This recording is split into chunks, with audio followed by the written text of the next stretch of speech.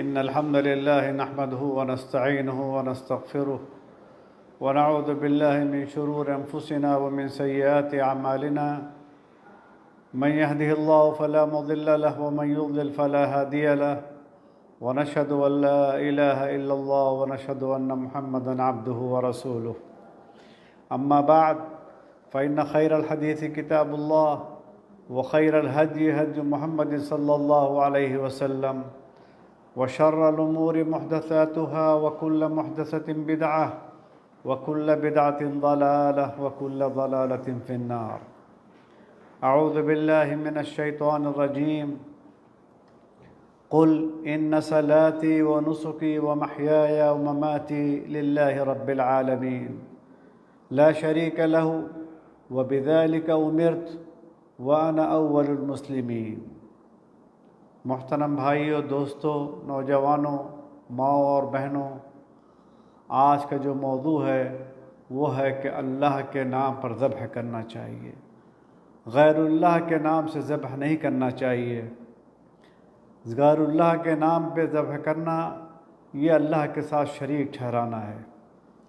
اس آیت کریمہ میں اللہ تعالیٰ کہتا ہے کہ محمد صلی اللہ علیہ وسلم آپ یہ اعلان کر دیجئے کہ بے شک میری نماز، ہر قسم کی نماز، چاہے وہ فرائض ہوں، چاہے وہ سنن ہوں، چاہے وہ نوافل ہوں، جو بھی ہوں، یہ ہر طرح کی نماز کس کے لیے؟ اللہ تعالیٰ کے لیے۔ اسی طریقے سے ان صلاتی و نسکی، میرا ذبح کرنا، اور وہ محیایا، اور میری زندگی اور جو کچھ میں زندگی میں کرتا ہوں اعمال صالحہ، یہ سب اللہ تعالیٰ کے لیے۔ اسی طریقے سے وہ مماتی، میری موت، اور جو جس عمل پر، جس ایمان پر ہم مرتے ہیں، وہ سب اللہ تعالیٰ کے لیے۔ یعنی کہ کہتا ہے، اللہ تعالیٰ فرماتے ہیں وہ مماتی للہ رب العالمین، یہ سب اللہ کے لیے خالص ہونا چاہیے۔ یعنی نماز، عبادت اور ذبح اور زندگی میں جو اعمال کرتے ہیں، اسی طریقے سے ہماری موت، اور موت ہمارے جس عمل صالح پہ ہوتی ہے، سب اللہ تعالیٰ کے لیے ہونی چاہیے۔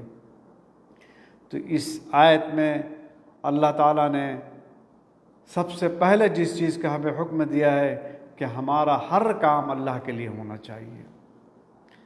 تو یہاں اللہ تعالیٰ نبی کریم صلی اللہ علیہ وسلم نے کہتا ہے کہ آپ ان مشرکین سے کہہ دیجئے جو غیر اللہ کے نام پر ذبح کرتے ہیں، اللہ کے علاوہ کسی دوسرے کے نام پر ذبح کرتے ہیں، اور تو یہ کہتے ہیں کہ یہ چیز اسلام میں جائز نہیں ہے، یہ چیز شرک ہے، اس لیے کہ یہ سب چیزیں صرف اللہ تعالیٰ کے لیے ہونی چاہیے۔ کیوں؟ کہ ایک نماز عبادت ہے، اسی طریقے سے نسک، ذبح، یہ بھی عبادت ہے، دعا عبادت ہے۔ تو عبادت کس کی ہونی چاہیے؟ عبادت صرف اللہ تعالیٰ کے لیے ہونی چاہیے۔ اگر ہم ذبح کسی دوسرے کے نام سے ہم کر رہے ہیں، کسی پیر کے نام سے کر رہے ہیں، یا کسی بڑے علماء کے نام سے کر رہے ہیں، تو یہ چیز حرام ہے، بلکہ شرک ہے۔ اور اس آیت سے بھی معلوم ہوا کہ ہمارے تمام عمل، صالح عمل، نیک عمل زندگی میں جب انسان اس عمل سے اللہ کی قربت چاہتا ہے تو یہ عبادت بن جاتے ہیں۔ ہم ہر کام اگر اخلاص سے کریں کہ ہم اس سے تقرب حاصل کریں اللہ تعالیٰ کا، تو یہ چیز عبادت بن جاتی ہے اور آدمی کو اس پر ثواب ملتا ہے۔ اور اس کے بعد اس آیت سے بھی معلوم ہوا کہ اعمال کا دار و مدار نیت پر ہے، اور عبرت اس میں خاتمے پر ہے کہ اگر ہمارے اعمال اچھے رہیں، خاتمہ بالخیر رہا، تو اس کا بدلہ اللہ تعالیٰ کے ہاں ہمیں اچھا ملے گا۔ تو بہرحال اس آیت میں معلوم ہوا کہ اخلاص جو ہے یہ شرط ہے قبول عمل کے لیے۔ یعنی اخلاص کا مطلب کہ صرف اللہ کے لیے ہونی چاہیے، تو وہ تو عمل مقبول ہے۔ اور اگر اس میں اخلاص نہ رہا، بلکہ ہماری عبادت غیر اللہ کے لیے ہو، اسی طریقے سے ہمارا ذبح کرنا غیر اللہ کے لیے ہو، یا ہم زندگی میں کچھ عمل کر رہے ہیں وہ اللہ کے علاوہ دوسرے کے لیے کر رہے ہیں، تو یہ چیز شرک میں تبدیل ہو جاتے ہیں۔ تو بہرحال اس آیت میں کا جو لب لباب ہے کہ ذبح جو ہے یہ اللہ کے علاوہ کسی کے لیے نہیں ہونا چاہیے۔ کیوں؟ کیونکہ یہ عبادت ہے، اور عبادت کو غیر اللہ کے لیے کرنا یہ شرک ہے۔ مگر بڑے افسوس کے ساتھ ہمیں کہنا پڑ رہا ہے کہ ہمارے کتنے مسلمان بھائی ہیں جو ذبح بھی کرتے ہیں تو دوسرے کے نام سے کرتے ہیں، بڑے پیر یا اور کوئی بڑے علماء کے نام سے کرتے ہیں۔ تو ان کو اس آیت سے عبرت پکڑنی چاہیے کہ ذبح جو ہے یہ صرف اللہ تعالیٰ کے لیے۔ آپ اللہ کے نام سے ذبح کریں، دوسرے کی طرف سے اس کو صدقہ کریں، خیرات کریں، ان کو ثواب ملے گا، مگر ذبح ہونا چاہیے یہ اللہ تعالیٰ کے نام سے۔ اور اسی آیت کی وضاحت ایک دوسری آیت میں بھی اللہ تعالیٰ نے فرمایا وہاں فَصَلِّ لِرَبِّكَ وَانْحَرْ، تم اللہ کے لیے نماز پڑھو اور اسی کے لیے قربانی کرو۔ تو یہاں بھی دیکھیے قربانی یہ بھی عبادت ہے، نماز بھی عبادت ہے، مگر نماز کو الگ ذکر کیا کہ نماز کی سب سے بڑی اہمیت ہے۔ نماز کے ارکان، دین کے ارکان میں سب سے زیادہ اہمیت حاصل ہے۔ کلمہ کہنے کے بعد سب سے پہلے نماز کے بارے میں پوچھا جائے گا۔ تو یہاں پہ اللہ تعالیٰ نے فرمایا فَصَلِّ لِرَبِّكَ، یعنی نماز کی ادائیگی کیجیے صرف اللہ تعالیٰ کے لیے، اور اس کے بعد کہا وَانْحَرْ، اذبح، ذبح کرو اللہ کے نام سے، اللہ کا تقرب حاصل کرنے کے لیے۔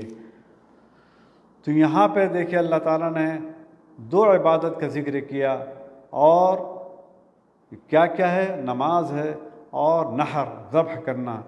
یہ نماز یہ ایک بدنی عبادت ہے جس میں ہمیں کچھ خرچ نہیں کرنا پڑتا ہے، اور نحر اس میں ہمیں خرچ کرنا پڑتا ہے، ہم جانور کو خریدتے ہیں، تو یہ مالی عبادت ہے۔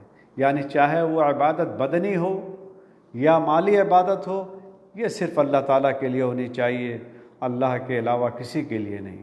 جیسے حج، یہ بدنی اور مالی دونوں عبادت ہے، اس میں انسان تھکتا بھی ہے اور خرچ بھی کرتا ہے۔ زکوٰۃ یہ ایک مالی عبادت ہے۔ تو ہر قسم کی عبادت یہ اللہ تعالیٰ کے لیے ہے، اور اسی کے تقرب کے لیے ہمیں کرنا چاہیے۔ تو معلوم ہوا اس آیت سے کہ تقرب اللہ تعالیٰ کی طرف ہم کس چیز سے کریں؟ نماز سے کریں، نماز پڑھ کے ہم اللہ کی قربت حاصل کریں۔ اسی لیے کہا گیا ہے جعلت قرۃ عینی فی الصلاۃ، انسان نماز میں یعنی ٹھنڈک محسوس کرتا ہے، سکون محسوس کرتا ہے۔ اسی طریقے سے تقرب الی اللہ ذبح کے ساتھ بھی، انسان جب اللہ کے نام سے ذبح کرتا ہے تو گویا کہ اللہ سے وہ قربت حاصل کرنا چاہے۔ تقرب چاہے وہ ذبح سے ہو، تقرب چاہے نماز سے ہو، تو یہ صرف اللہ تعالیٰ کے لیے ہونا چاہیے، اللہ کے علاوہ کسی دوسرے کے لیے نہیں ہونا چاہیے۔